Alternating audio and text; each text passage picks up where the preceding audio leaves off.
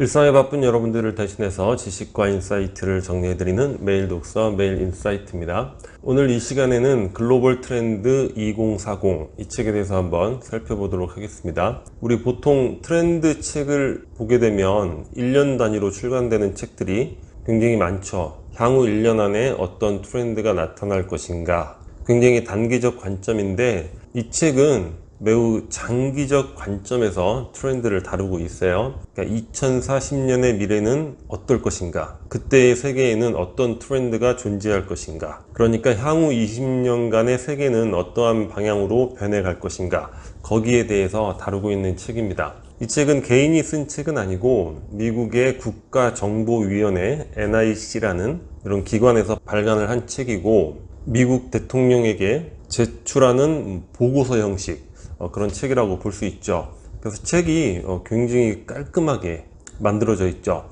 문체도 보고서 형식으로 아주 필요한 핵심적인 용어들만 사용을 하고 있습니다. 물론 전반적인 많은 내용들이 우리가 경영 경제서라든가 언론을 통해서 많이 보고 있는 그런 내용들이 이제 뭐 중복되는 경우가 많겠죠. 그런데 이 책에서 흥미로운 거는 책의 후반부에 5개의 시나리오를 제시를 하고 있어요. 과연 2040년의 세계는 어떤 시나리오로 흘러갈 것인가, 그 부분이 상당히 재미있고 우리가 참고해 볼 만한 그런 자료가 되지 않을까, 그런 생각이 듭니다. 물론 뭐 세계의 변화도 흥미롭지만 그것이 우리나라 한국에는 어떠한 영향을 미칠 것인가, 그거는 우리 개개인의 삶에도 굉장히 큰 영향을 미치겠죠. 첫 번째 시나리오는 민주주의의 부흥, 이런 타이틀이 붙어 있어요. 실제 내용이 뭐냐면, 미중 갈등에 있어서 미국이 승리하는 그런 내용을 담고 있죠. 아무래도 미국 국가정보위원회에서 발간하는 것이고, 미국의 주요 이슈도 이 세계를 이끌어가는 데 있어서 이제 중국과의 갈등, 그런 부분들이 중요하잖아요. 거기서 이제 미국과 미국의 동맹국들, 서방 세계라든가 민주주의 동맹들이 승리하는 그런 내용을 담고 있죠. 우리나라의 입장에서는 현 상태 정도의 입장 또는 다소 긍정적인 그런 변화, 그런 측면에서 이제 바라볼 수가 있겠죠. 2040년에 미국과 동맹국들이 이끄는 민주주의 국가들이 성장하고 그곳에 속해 있는 국민들의 이제 삶의 질이 향상된다는 거죠. 민주주의의 장점은 정부기관, 비정부기관, 또 민간기업, 이런 네트워크가 서로 시너지 효과를 발생시킬 수 있다는 거죠. 그러한 협업 문화로 인해서 기술 혁신이 획기적으로 이루어질 수 있는 것이고, 또 부패, 최근에 아프간 사태에서 봤듯이 부패라는 거는 그 자체로 와야 될 수 있는 그런 아주 치명적 병균이라고 할 수 있죠. 조직이나 국가에 있어서는 부패 척결, 투명성 향상, 그리고 더 탄탄해진 결속력으로 글로벌 과제, 가장 중요한 기후 문제 등에 대응을 하고 있는 시나리오를 가정을 하고 있습니다. 이런 시나리오 하에서는 중국이나 러시아는 당연히 도태되겠죠. 그러니까 사회적 통제와 감시, 이런 걸로 인해서 주요 과학자나 기업가들이 미국 등 서방 세계로 망명을 신청하게 되는 것이고, 중국은 고령화라든가 높은 부채로 인해서 중진국 함정에 빠진다는 거죠. 더 이상 성장을 지속하지 못한다는 거야. 러시아의 경우에는 푸틴 이후에 2040년이면 푸틴이 물러나겠죠. 그 이후에 엘리트의 분열로 인해서 자체의 힘이 굉장히 약화된다고 이렇게 예상을 하고 있습니다.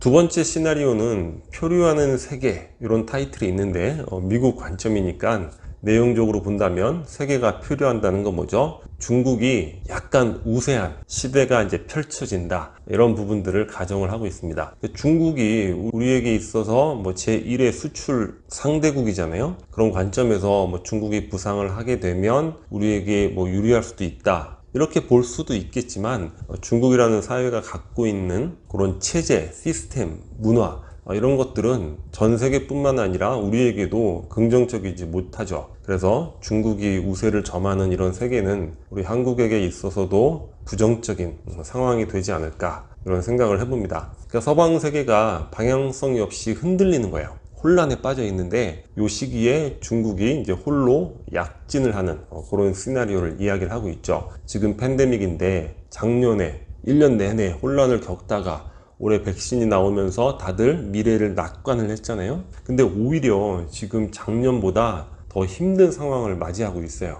자영업의 경우라든가 기타 여러 가지. 근데 이게 앞으로 한 10여 년 동안 지속적이고 산발적으로 계속 일어난다는 거예요. 그러면 더 이상 뭐 쏟아부을 돈도 없는 것이고, 대부분의 국가들이 이제 좌절감에 빠지게 되는 것이고, 이 정부의 불만을 가진 많은 사람들 시위에 나서게 되는 것이고, 그런 대치 상황, 뭐 이런 이미지들 우리 떠올려 볼 수 있겠죠. 이 시나리오 하에서는 자, 북미, 미국, 캐나다라든가 뭐 유럽 이런 대부분의 나라들이 일본의 잃어버린 10년, 지금은 잃어버린 사반세기 이런 표현을 쓰잖아요. 이런 길을 이제 답습할 것이다. 그렇게 되면 개발도상국의 경우에는 중국에 더 의지를 할 것이고, 2030년대에 되면 경제적으로 미국을 능가하게 되고, 상하이 대방파제 건설 이런 부분들이 전 세계에 막 선망을 얻게 된다는 거예요. 이 시나리오 하에서는 자, 일본이나 이제 한국도 언급을 하고 있는데, 독자적인 핵 개발을 할 가능성이 높다는 거예요. 왜냐? 미국이 뒤에서 서포트를 해줘야 되는데 미국의 힘이 그만큼 약화되기 때문에 더 이상 믿을 수 없다, 이렇게 나온다는 거죠. 지금 아프간 사태가 상당히 그 상징적인 의미를 갖는 것 같아요. 중국은 대만을 통일 테이블로 끌어들일 것이고, 워낙 파워가 막강하니까. 그리고 아시아의 오랜 원한을 갚는 것에 주력을 한다는 거야. 구체적인 국가를 명시하진 않았지만 일본을 의미하는 그런 표현이 되겠죠.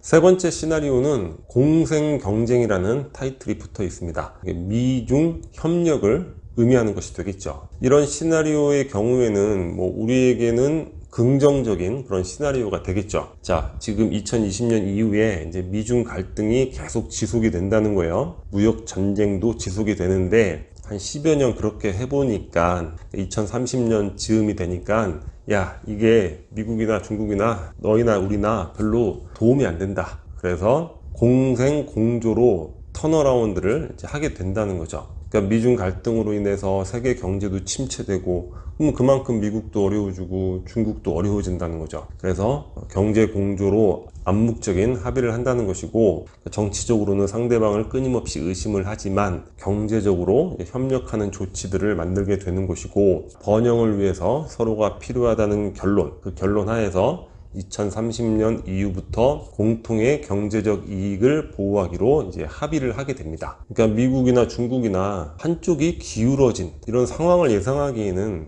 쉽지 않은 그런 현실인 것 같아요. 자, 네 번째 시나리오는 분리된 사일로라는 이런 타이틀이 붙어 있습니다. 자, 사일로라는 게 곡식 저장소를 의미하는데, 회사로 치면 부서 이기주의, 그걸 이제 사일로 현상이라고 하잖아요. 국가적으로 치면 국가 이기주의도 될 수 있고, 교류를 하지 않는 자급자족의 모델, 그런 것들을 의미하게 되는 것이죠. 그러니까 우리 한국의 입장에서는 굉장히 이제 부정적인 상황이 될 수 있는 그런 게 바로 분리된 사일로 시나리오가 되지 않을까, 이런 생각을 해봅니다. 2020년 코로나 경험을 토대로 글로벌 공급망의 문제의식을 많이 느끼잖아요. 아니, 우리가 저것도 못 만들었어 직접? 그러면서 생산 기지를 자국으로 리턴하는 리쇼링, 그런 것들이 굉장히 활발히 이루어지고 있죠. 그래서 많은 나라들이 자급자족 경제를 이제 추구해 나가는 것이고, 국제 무역을 갈수록 줄여나가게 된다는 거예요. 그러니까 기후변화라든가 우리가 전 세계가 협력해야 될 글로벌 과제들, 이런 것들은 거의 방치가 된다는 거예요.